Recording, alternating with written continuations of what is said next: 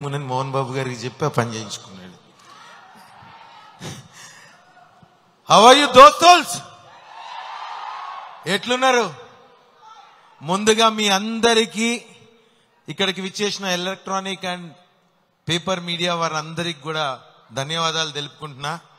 First of all I would like to thank Mohan Babu garu, Vishnu గారు, మా director Mukesh గారికి పర్సనల్లీ శిరస్సు వంచి కృతజ్ఞతలు తెలుపుతా. ఇంత పెద్ద క్యాన్వాస్ లా నాకు కూడా ఒక భాగం కల్పించి ఈ పర్సనాలిటీని కూడా అందులో ఫిట్ చేసి మా విష్ణు అన్న, ఎందుకంటే విష్ణున్నకి స్పెషల్ థ్యాంక్స్ చెప్తా.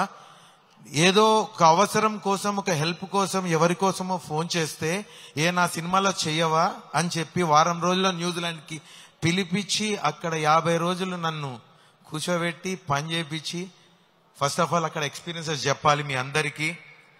నాకు పర్సనల్ గా ఒక 10 కుటుంబాలు అయ్యాయి.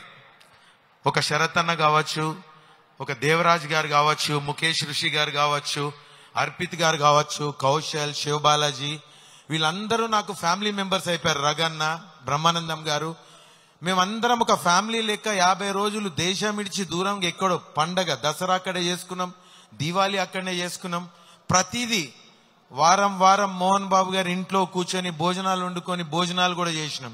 అది మేము ఏదో షూటింగ్ కి పోయి న్యూజిలాండ్ లో ఉన్న ఫీలింగ్ మాకు ఏ రోజు కదగలే. న్యూజిలాండ్ వాళ్ళకి కూడా మేము ఒకటే చెప్పినాం, మేమంతా హైదరాబాద్ వాళ్ళం రా అని హైదరాబాద్ చేసినాం. మేమున్న ఊర్లో అదొక చిన్న హైదరాబాద్ చేసుకొని 50-60 రోజులు షూటింగ్ చేసి వచ్చినాము.